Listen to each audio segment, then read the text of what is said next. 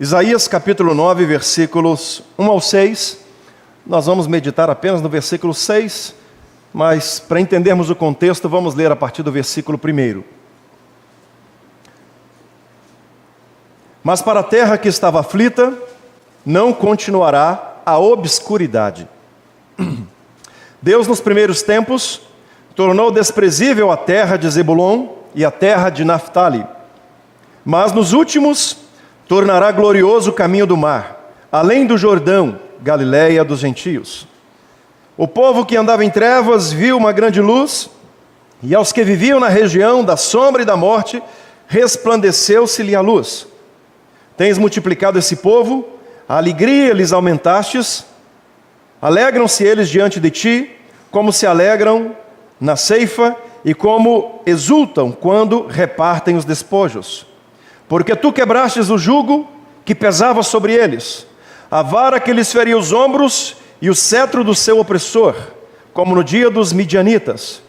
Porque toda bota com que anda o guerreiro no tumulto da batalha e toda veste revolvida em sangue serão queimadas, servirão de pasto ao fogo. Porque um menino nos nasceu, um filho se nos deu, o governo está sobre os seus ombros, e o seu nome será Maravilhoso, Conselheiro, Deus Forte, Pai da Eternidade e Príncipe da Paz. Senhor, em nome de Jesus, essa é a hora da Tua Palavra. E nós não estamos aqui para ouvir homens, estamos aqui para ouvir a Tua Palavra. Nós não estamos aqui para sermos agradados, estamos aqui para sermos corrigidos. Nós não estamos aqui, ó Deus, para sermos acalentados, mas estamos aqui para aprender a Tua vontade para as nossas vidas. Assim que o Teu Espírito Santo revista a nossa mente e o nosso coração, e abra a nossa alma para ouvir a Tua Palavra, e com a autoridade que o Senhor tem sobre nós, que saiamos daqui transformados. Em nome de Jesus. Amém. Houve um período na história da humanidade em que Deus criou todo o universo, e todo o universo era perfeito. Existia um mecanismo de perfeição, não apenas na ordem da criação de Deus, quando Deus fez os animais, quando Ele fez os planetas, quando Ele fez as florestas, quando Ele fez as estrelas, quando Ele fez o universo, quando Ele fez os buracos negros que existem por aí, quando Ele fez o ser humano. Existia harmonia. Mas, com a entrada do pecado no mundo, essa harmonia foi quebrada. Agora não existe mais harmonia entre a própria natureza. Agora é a lei da sobrevivência. Agora é um matando o outro para sobreviver. Agora não existe mais harmonia na família. Porque, como nós vamos ver, agora o marido, ele vive muito mais em conflito com a esposa, e a esposa com o marido, e pais com filhos, e filhos com os pais, mas não existe mais harmonia no casamento, não existe mais harmonia familiar. E se não há harmonia na família, então na sociedade também não haverá harmonia, porque uma sociedade é composta por famílias. Se não há harmonia na família, não há harmonia na igreja, porque a igreja é composta por famílias. E quebra-se também, com a entrada do pecado, a harmonia entre o ser humano e Deus. Você vai para Gênesis capítulo 2 e 3, diz que Deus vinha na viração do dia conversar com eles. Deus tinha um relacionamento com o ser humano que a partir do pecado nunca mais houve. Eu não consigo entender, eu não consigo explicar o que significa na viração do dia, uma vez que Adão e Eva no jardim do Éden viviam no eterno presente, não existia nem ontem nem amanhã, era a eternidade estabelecida ali, eles não eram mortais, eles eram eternos, mas a Bíblia diz que na viração do dia, Deus vinha conversar com eles, e eu não consigo entender de que forma que Deus se apresentava, de que forma que Deus aparecia para conversar com eles, mas fato é que Deus vinha conversar com eles e se relacionar com eles. E aí, com a entrada do pecado, Deus então expulsa Adão e Eva do jardim do Éden. Agora, o santo não pode mais conviver, o sagrado não pode mais conviver com o pecado.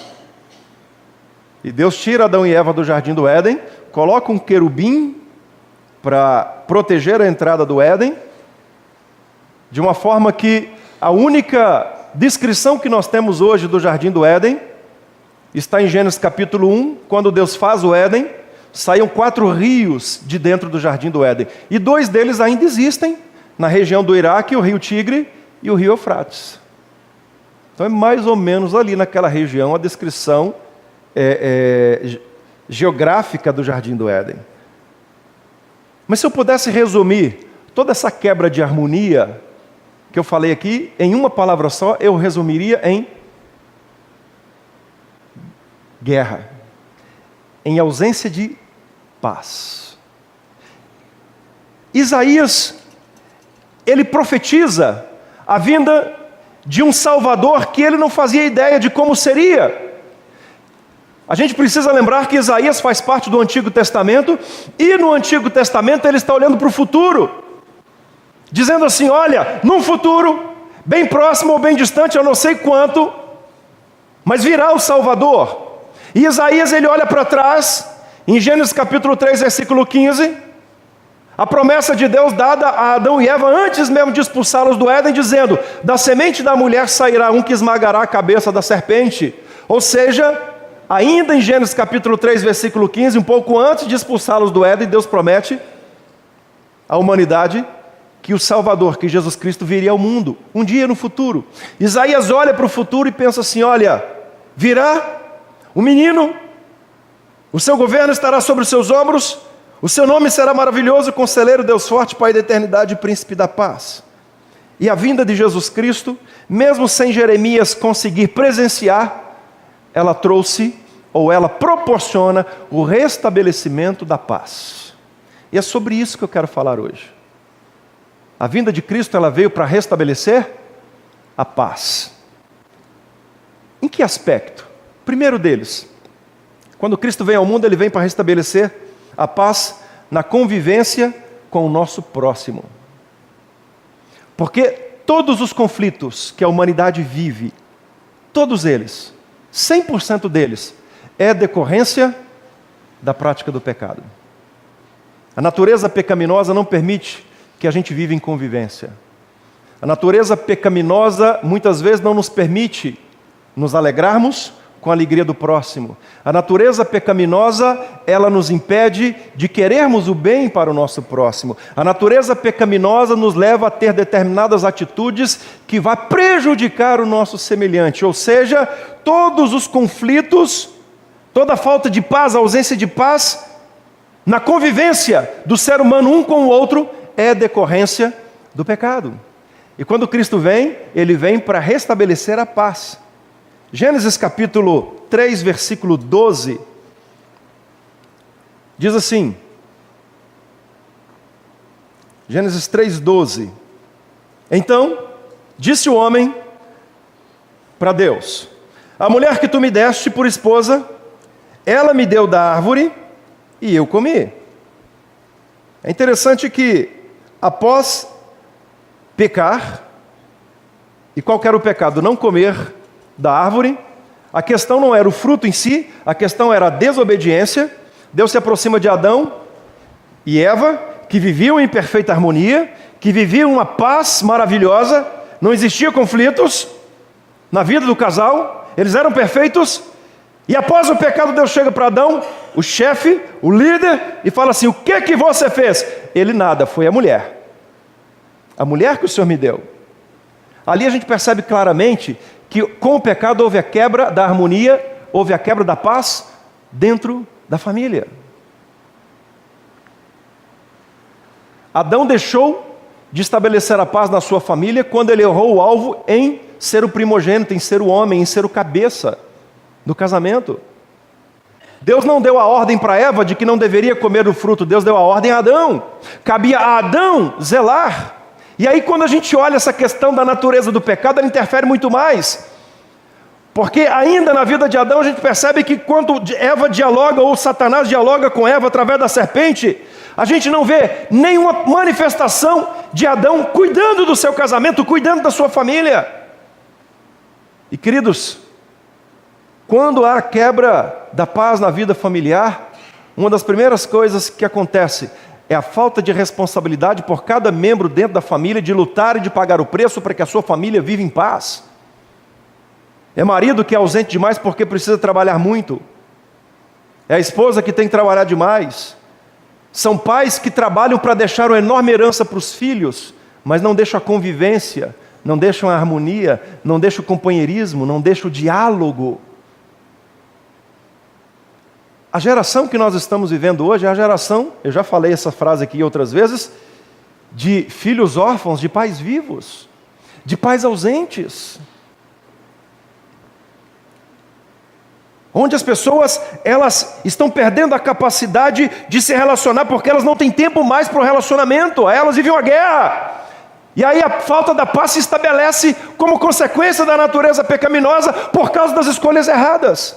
Mas também, não houve só a quebra do relacionamento familiar, não. Houve também, com a entrada do pecado, a quebra do relacionamento social. Gênesis capítulo 4, versículo 8. Disse Caim a Abel, seu irmão: vamos ao campo. E estando eles no campo, sucedeu que levantou Caim contra Abel, seu irmão, e o matou.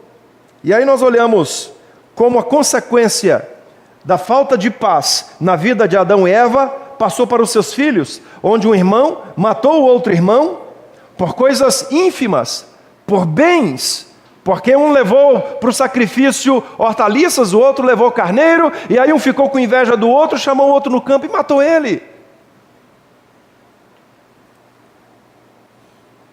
E aí quando nós olhamos o caos que a nossa sociedade vive de insegurança e de criminalidade, a raiz central dele está onde? Na família. Porque há falta de paz na família. Esses dias falando lá na escola, não lembro o nome da escola aqui, foi dar uma palavra lá, e eu falei sobre isso com os pais. Falei, olha, a consequência da violência na escola é dentro de casa, começa lá em casa. Não adianta a gente tentar fazer uma mudança na vida desses meninos na escola se a gente não atingir a casa deles. Já falei isso para o doutor Silvio, juiz da primeira marca, da primeira comarca do Chapadão do Sul, já falei isso para o doutor Marcos Vinícius, nosso promotor de justiça. Doutores, nós precisamos atingir o lado desses jovens para que melhore as coisas na escola.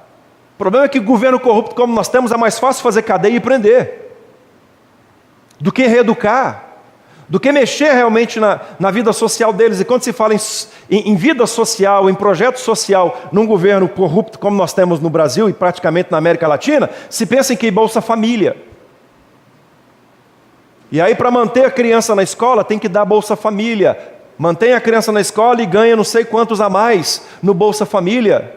E queridos, não adianta, a gente não vai mudar a nossa sociedade dando as coisas para as pessoas menos favorecidas. Nós precisamos capacitá-las para que elas conquistem os seus sonhos trabalhando.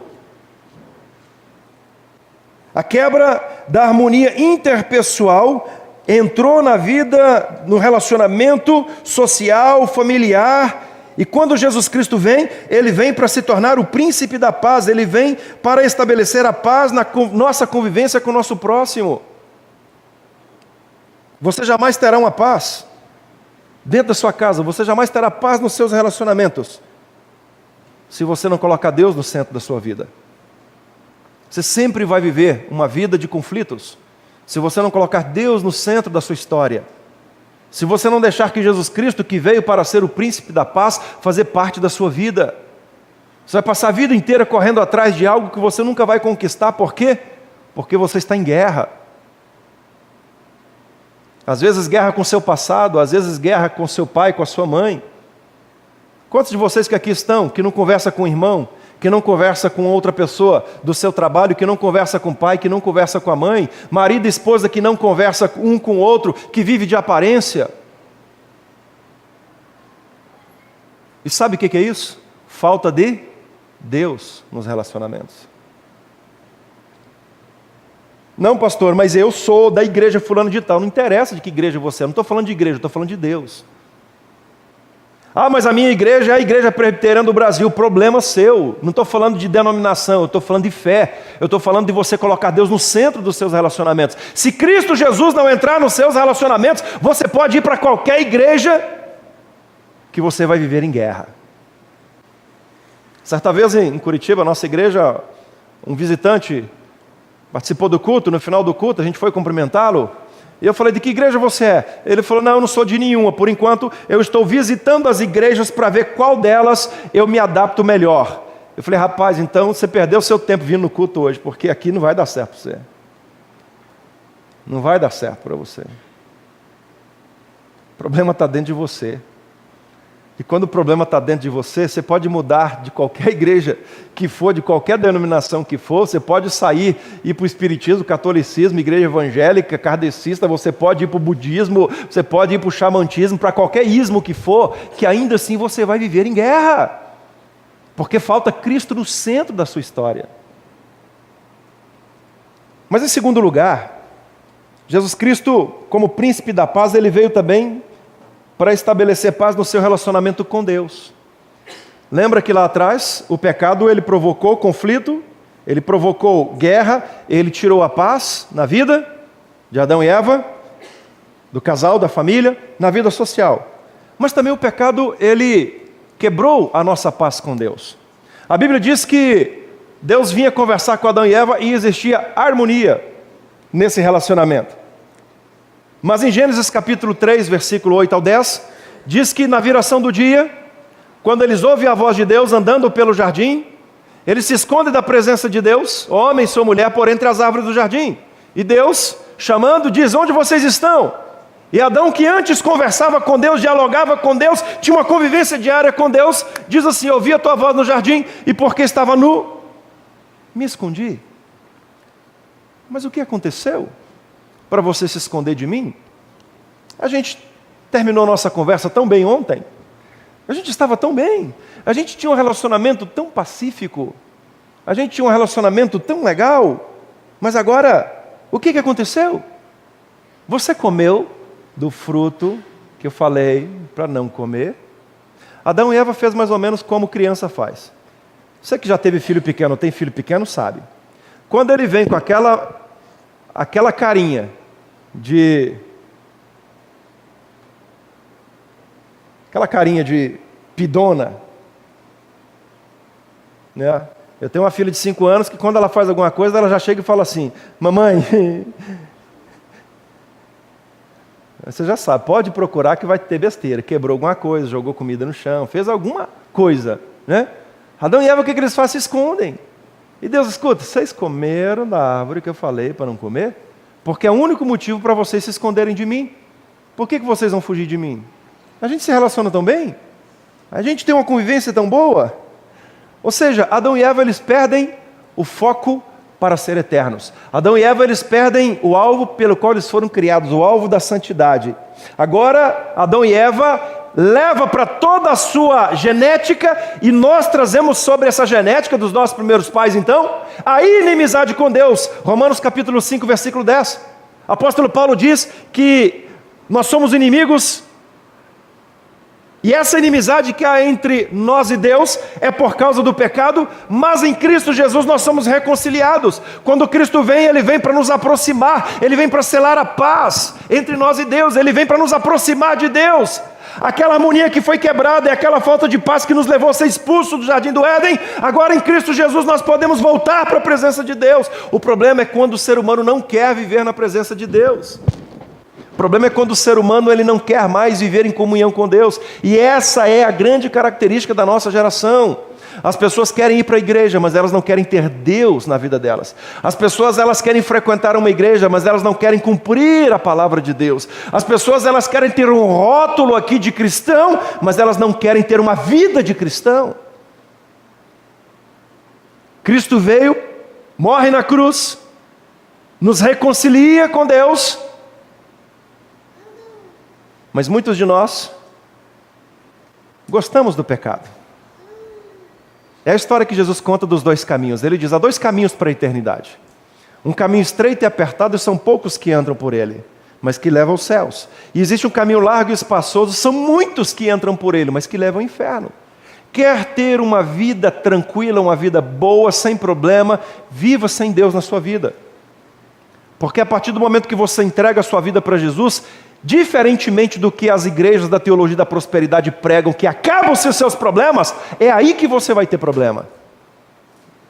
Porque o diabo não vai te dar paz enquanto ele perceber que você está no caminho para a salvação.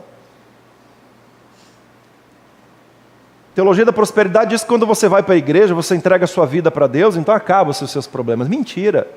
E é uma mentira diabólica. O diabo inventou isso e tem muitas pessoas usando o título de pastor, bispo, apóstolo, profeta, dentro das igrejas pregando essa mentira e as pessoas acreditando, porque é mais fácil acreditar que você pode andar no caminho largo e espaçoso e que você vai ir para o céu, do que acreditar que esse caminho vai te levar para o inferno. Que o caminho apertado é doloroso, é difícil, é cheio de espinhos que vai te levar para o céu. Porque hoje a geração de cristãos é uma geração que não quer pagar preço. Não quer pagar o preço para ser um cristão autêntico. O ser humano, ele perde a sua paz com Deus quando ele se torna inimigo de Deus. E se existe uma única maneira de você voltar a ter paz com Deus, é através de Jesus Cristo. Ele é o príncipe da paz. Jesus Cristo é o elo entre a humanidade perdida e a presença de Deus. Jesus Cristo é o elo entre a humanidade pecadora e entre o Deus Santo. Jesus Cristo é o elo entre o mundo pervertido que jaz no maligno e a nova Jerusalém. Jesus Cristo é a ponte que te aproxima de Deus. Sem Jesus Cristo não há menor chance, menor possibilidade de você voltar para a presença de Deus. Você pode até querer encontrar os seus próprios caminhos. Você pode até querer encontrar as nuances, as suas vielas, mas não existe outro caminho à salvação que não seja através de Jesus Cristo. Uma terceira paz que eu quero tratar com vocês, que Cristo quando vem ao mundo, ele se torna o príncipe da paz, é a paz conosco mesmo. Ele veio restabelecer a paz com o nosso próximo, ele veio restabelecer a nossa paz com Deus, ele veio restabelecer a paz conosco mesmo. Adão e Eva, a principal coisa que eles perderam quando eles pecaram foi a autoestima. A autoestima. Onde a gente vê isso, pastor? No texto que nós lemos, que diz que quando eles ouviram a voz de Deus, o que fizeram? Se esconderam. Poxa vida, Deus agora vai bater na gente. Poxa vida, a gente agora está com vergonha da gente mesmo. E aí quando Deus pergunta o que eles fizeram, ele fala, Senhor, eu percebi que eu estava nu, me escondi. Agora, a humanidade ela precisa de autoafirmação.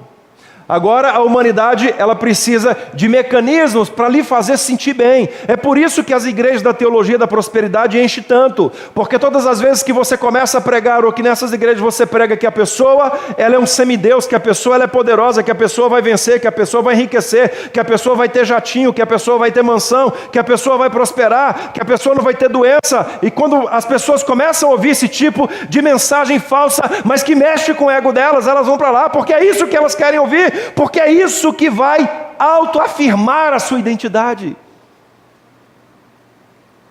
As pessoas não querem ouvir assim, você é pecador e se morrer assim você vai para o inferno. Elas querem ouvir assim, você é pecador, mas continua assim, se você morrer assim, Deus é tão amoroso que Ele vai te levar para o céu. E às vezes a gente fica numa sinuca quando a gente tem que falar uma verdade. Já contei a experiência aqui, para aqueles que não ouviram, de um rapaz que se converteu no nosso pastorado lá em Curitiba, o Wanderson Duarte. O Wanderson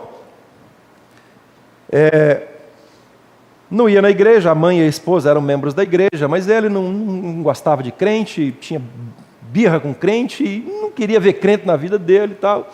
Fomos lá, fizemos uma visita uma vez, e eu lembro que eu contei, ele colocou o CD do Zeca Pagodinho tocar bem alto para atazanar a gente, e eu detesto samba, pagode, eu tenho horror a esse tipo de música, né? Respeito quem gosta, escuta lá, mas não escuta perto de mim não, que eu não gosto. Mas enfim, ele colocou, beleza. Um mês depois, a mulher do Wanderson, a Margot, me liga, pastor, o Wanderson quer conversar com o senhor. Né? E fomos lá, e ele me chamou logo no quarto, e falou: pastor do céu, eu tive um sonho a noite passada, e eu preciso contar para o senhor. Eu falei: conta, Wanderson. Ele falou: não, eu sonhei que eu estava andando numa estrada, e era uma estrada comprida, eu estava andando naquela estrada, daí a pouco, sem perceber, eu caí num buraco, pastor, e eu fui cair naquele buraco, e o buraco era fundo, eu caía, eu não saía, e aí quando eu bati lá no fundo, pastor, era fogo, e fogo para todo lado, e fogo que queimava, e eu acordei assustado, todo suado. Eu falei: ele, o que o senhor acha que é? Eu falei: claro, tá fácil, é Deus falando que você vai morrer e vai para o inferno. O que eu faço com o meu CD do Zeca Pagodinho? Eu falei: não sei, é seu? O que eu vou falar para um rapaz desse? Eu falei: não, é Deus falando que te ama. Não, é Deus falando: continua assim, nessa força, que eu vou te salvar no final das contas. Não, Deus acabou de mostrar para você que você vai morrer, e não vai demorar não, e você vai para o inferno. E ele arregalou um olho assim, e eu fiquei com medo dele me bater, porque o Wanderson, ele é mais alto do que eu e dá 3 de mim. Cara gigante, um negão. Hoje ele é pastor em Maringá. Pastor em Maringá. Queridos, você só vai restabelecer a paz consigo mesmo quando você deixar Cristo ser o príncipe da paz na sua vida. O diabo, ele tenta distorcer a visão em nós que Deus tem por nós. Gênesis 3, versículo 4 e 5 diz isso. A visão que Deus tem por nós é uma visão de salvação, de amor, de beleza, de perfeição. Quando o diabo chega para Adão e Eva, para Eva, diz assim: come do fruto. Eva diz: não, nós não podemos comer porque nós vamos morrer. E o diabo diz: é claro que você não vai morrer. Sabe por que Deus não quer que você coma? Porque Deus sabe que no dia que dele comer, vos abrirão os olhos, sereis como Deus, conhecedores do bem e do mal. Deus não te ama como vocês imaginam que Ele ama. Deus não se importa com vocês da forma como vocês acham que importa. Deus não está preocupado com vocês, não. O negócio é que Deus proibiu vocês comerem desse fruto porque Ele não quer que você seja como Ele. Ele não quer que você conheça as coisas como Ele conhece. Ele não quer que você tenha uma visão das coisas como Ele tem. Ele não quer que você seja como Ele. E Ele sabe que o dia que você comer dessa fruta, você vai ser como Ele. E aí Eva, tomada por um sentimento de baixa estima, fala: eu tenho que comer, eu não posso ser assim. Poxa vida, eu pensava que Deus me amava. Poxa vida, eu pensava que Deus se importava comigo. Poxa vida, eu pensava que Deus, Ele se preocupava comigo. Mas não, então é assim. Como diz lá em Pato Branco, é desse jeito. Deus só não deixou comer porque Ele não quer que eu seja como Ele. Pois eu vou comer. Tem gente assim. Você é daquele tipo de pessoa que quando um conhecido passa na rua, ser pastor é um trem muito difícil de ser. Porque você tem que conhecer todo mundo e ver todo mundo na rua. Ai de você, se for pastor, passar na rua e não cumprimentar o irmão. Aí o diabo, sabe aquele desenho que o diabinho vem e pousa aqui? O diabinho pousa aqui e fala assim: tá vendo? Tá vendo? O pastor não gosta de você. Nem te cumprimentou. Tá vendo? Mulher do pastor não gosta de você. Ela te ignorou. Viu, levantou a cabeça e pinou o nariz e foi embora, não te viu. Sabe aquela sensação, não sei se você é desse jeito, que quando no seu aniversário as pessoas não te ligam, você se sente a pior pessoa do mundo. Ah, ninguém me ligou, ninguém me ama, ninguém se importa comigo. E aí você amanheceu com a dor de dente terrível. Ninguém te liga, você fala, o diabo fala: tá vendo? Ninguém se importa com você. Nem o pastor te ligou nesse momento de dor de dente. E eu já escutei muita reclamação disso, né, meu bem? Nossa, fiquei doente, o pastor nem veio me visitar. Mas o infeliz tem celular, tem WhatsApp, tem Facebook, poxa, tem um monte de coisa, e não avisa. Um dia eu tive que falar, eu falei: irmão, meu pastor não tem bola de cristal. Ah, se eu tivesse. Eu ia lá na vida de vocês tudinho na bola de cristal. Aí vocês não iam gostar.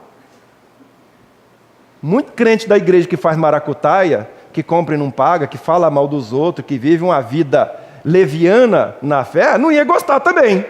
E falar: não sei por que o pastor tem bola de cristal. O pastor não precisava ter bola de cristal. Acho que é um absurdo isso.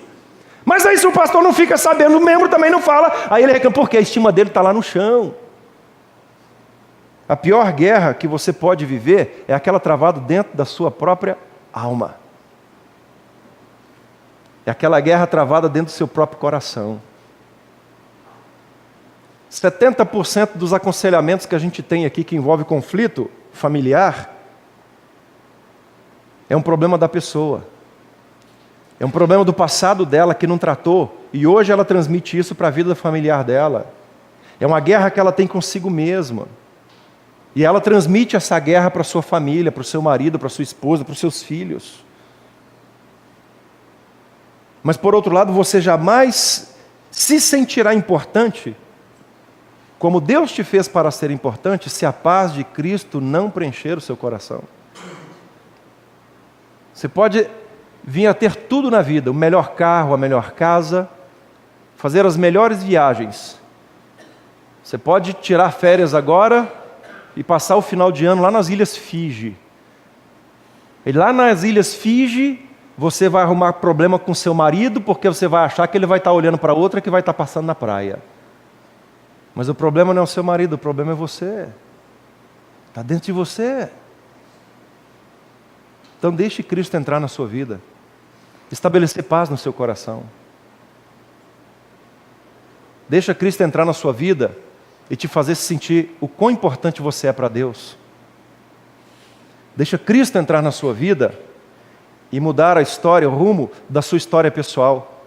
Você não se importar tanto com o que os outros pensam, mas valorizar muito mais a identidade que Deus te deu. Cristo, Ele veio ao mundo para ser, entre todos os conceitos que Isaías descreve no versículo 9, para ser príncipe da paz. Abra o seu coração nessa noite. Deixe Cristo reinar nele.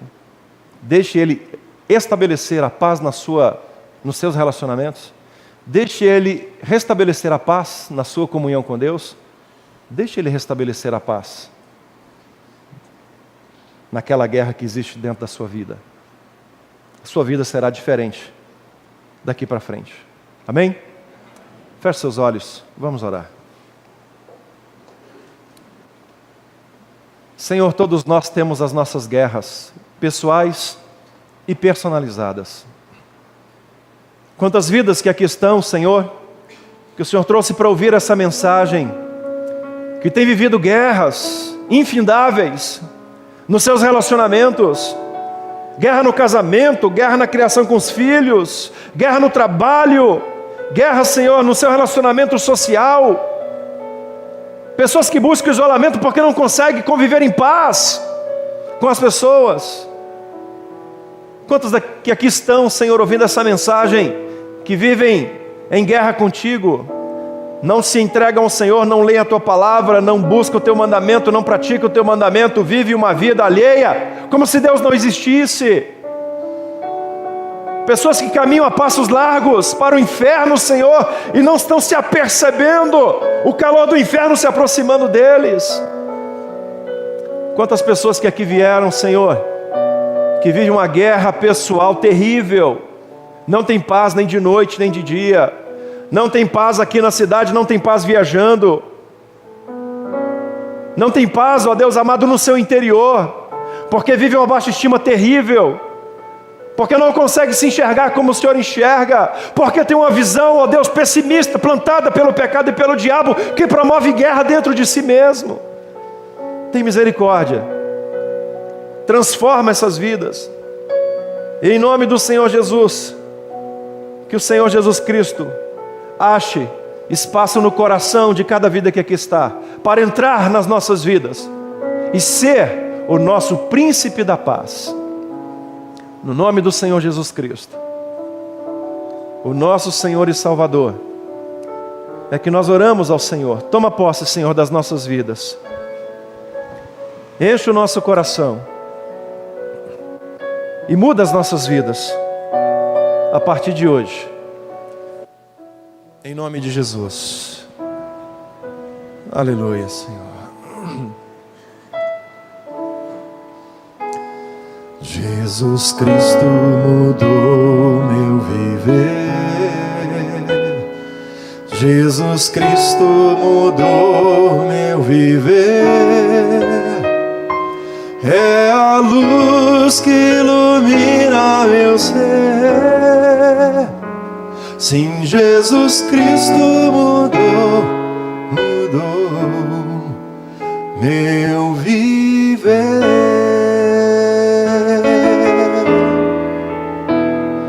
Diferente hoje é o meu coração. Diferente hoje é o meu coração. Cristo deu-me paz e perdão. Sim, diferente hoje é o meu coração.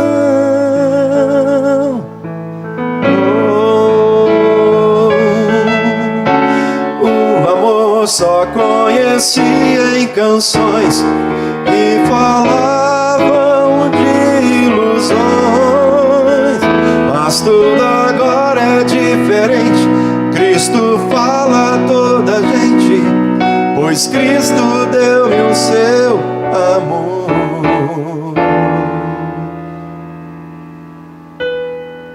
Jesus Cristo mudou meu viver. Jesus Cristo mudou meu viver. É a luz que ilumina meu ser. Sim, Jesus Cristo